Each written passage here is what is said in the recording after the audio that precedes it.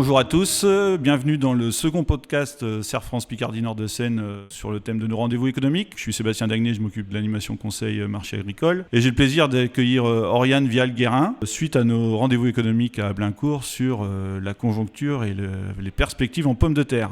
Bonjour Sébastien, merci d'avoir invité l'UNPT à ce podcast et à cette réunion des marchés économiques du CER. Donc Oriane Vial-Guérin, je suis responsable économique et filière à l'Union nationale des producteurs de pommes de terre, donc le principal syndicat des producteurs de pommes de terre français. J'étais là aujourd'hui pour parler un petit peu du contexte actuel, de la conjoncture pommes de terre et puis de quelles perspectives on pouvait avoir pour les années d'après. Alors justement, vous venez de faire une superbe présentation, très appréciée par nos clients. C'est très difficile, mais en 2 mots, comment on peut expliquer le contexte de la pomme de terre pour la campagne 2025 ? Alors, pour la campagne 2025, le contexte, il est un petit peu multifactoriel. La crise, elle a démarré en début d'année 2025, autour de février, avec plusieurs éléments, que ce soit géopolitique, taxes américaines. On a eu également des annonces de certains industriels et de reprise de certains industriels, notamment je pense au rachat de Clairbout par Simplot. On a eu ces facteurs assez multiples qui ont fait que les marchés industriels et frais ont subi un peu une descente depuis février, et ce jusqu'à la fin de la campagne 24-25, qui a créé aussi un engorgement et une tension qui s'est accélérée sur 25-26. Donc ça, c'est le premier point. Le deuxième point, c'est la hausse nette des surfaces en 2025. Pareil, plusieurs explications à cela. On a eu l'engouement des industriels et la volonté des industriels à augmenter les volumes et les besoins en pommes de terre. Et puis on a eu aussi une bonne disponibilité, en tout cas en plan, un engouement des producteurs à la culture de la pomme de terre face à d'autres cultures qui étaient peut-être moins rémunératrices et moins rentables. Et puis enfin, on a eu un contexte météo, des conditions météorologiques qui ont été plutôt bonnes cette année, qui ont permis une bonne implantation des pommes de terre et des bonnes conditions de croissance. Alors même si on a eu une sécheresse estivale qui a fait que les rendements ont été plus ou moins impactés, mais en tout cas on a eu une bonne implantation et une récolte relativement confortable en termes d'opérationnel. Alors cette récolte confortable, effectivement elle arrive sur le marché, elle est en excédent. Maintenant, exercice encore plus difficile. Comment on peut se projeter sur 2026 ? Comment on peut envisager l'équilibre offre-demande pour 2026 ? Alors tout à fait Sébastien, c'est vrai qu'aujourd'hui, on a un réel déséquilibre entre l'offre et la demande. On a une production qui est globalement à 8,5 millions, 8,6 millions tonnes de pommes de terre sur le marché, ce qui n'est pas neutre, puisque c'est une croissance de l'ordre de plus 15% des surfaces par rapport à l'année dernière. Ce qui est important de prendre en compte sur 2026, c'est qu'aujourd'hui, on a peu de signaux au vert pour une remontée, une reprise du marché sur 2026, puisque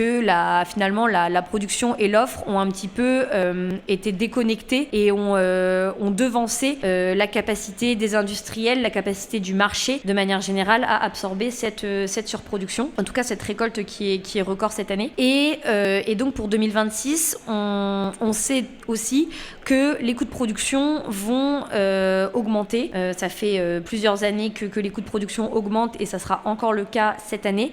On a de grosses incertitudes sur certains postes des coûts de production, que ce soit les intrants, que ce soit la mécanisation, que ce soit le machinisme, la main-d'œuvre.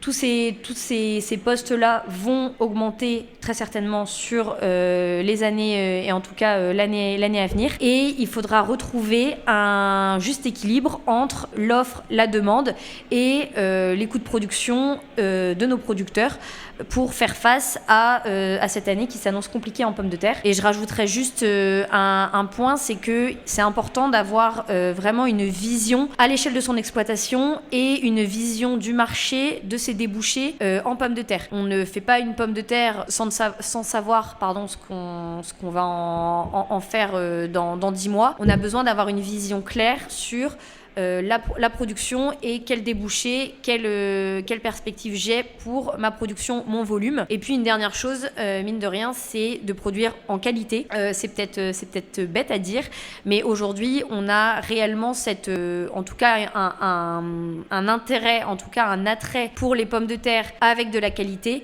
qui s'en sortent un petit peu mieux que celles où la lavabilité est un petit peu plus difficile, ou certaines pommes de terre qui ont eu des coûts ou qui sont refusées dans les industries. Donc voilà, la qualité primera et c'est important d'avoir cette notion en tête pour l'année à venir, mais aussi pour les futures stratégies des exploitations agricoles. Alors ce que vous venez de dire, ça fait tout à fait écho à ce qu'on a présenté tout à l'heure, où aujourd'hui on a l'impression que plus on va faire de surface, plus on va réduire ses coûts, ce qui est vrai pour une partie des charges, mais on a aussi des coûts marginaux pour certains postes qui augmentent avec la surface quand on dépasse en général ces facteurs raisonnables de production. Donc attention, je dirais, dans l'économie de chaque exploitation, le développement de surface, parfois les pommes de terre en plus en fait coûtent plus cher que le prix moyen de la pomme de terre qu'on produit. Surtout quand on n'a pas de contrat en face. Surtout quand on n'a pas de contrat. Dernier point, on parle de la Chine dans toutes les filières mondiales. On en parle aussi beaucoup en pommes de terre. On imaginait que ça allait être un client et aujourd'hui on voit que peut-être ils vont devenir un concurrent. Est-ce qu'on a raison d'avoir peur ou c'est un fantasme ? Alors, je pense qu'il faut être vigilant par rapport à la Chine, par rapport à l'Inde, par rapport à toute cette zone asiatique. La Chine était historiquement importatrice de produits transformés, de frites, sur son marché pour sa consommation. Aujourd'hui, et c'est vrai depuis 2 années maintenant, il y a eu une vraie croissance des exportations de frites chinoises, où on est passé de 50 000 tonnes à 500 000 tonnes, que ce soit sur un global Chine-Inde en termes d'exportation de produits finis. Donc c'est vrai, il faut avoir un œil et une vigilance là-dessus. Après, ça reste des petits pays exportateurs, on n'est pas sur des dimensions telles que les États-Unis, le Canada, les pays européens. Il n'empêche qu'il faut vraiment avoir un œil et une vigilance là-dessus. On a une forte croissance des industriels qui s'installent là-bas, et on a aussi, et ça il faut quand même l'avoir en tête, c'est une réelle compétitivité de leur production. Aujourd'hui, une frite chinoise coûte en moyenne 700-800 euros tonne à l'export. Une frite européenne, c'est 1200-1300 euros tonne. Donc c'est sûr que cette compétitivité-là, il faut la retrouver pour espérer rester en tout cas dans la course et être toujours en tout cas une zone reconnue comme exportateur de produits finis. Et je rajouterai un dernier point sur la Chine et l'Inde. Oui, ils ont une compétitivité, oui, ils veulent développer leur production et leurs exportations de frites. Il ne faut pas oublier non plus qu'aujourd'hui, on ne sait pas forcément la qualité des pommes de terre et des produits finis sortis d'usines en Chine, et si elles répondront réellement à la demande et aux besoins du client final à l'exportation. Très bien. En fait, en conclusion, je dirais qu'on a vraiment un marché qui se resserre, voire qui se retourne, mais toute la filière, si j'ai bien entendu, doit analyser sa compétitivité, ses prix de revient pour retrouver une capacité à rebondir. Merci Oriane Vial-Guérin pour cette intervention, cette analyse très pertinente et qui, je pense, va beaucoup aider nos adhérents clients. Merci beaucoup Sébastien, et avec plaisir pour revenir une prochaine fois.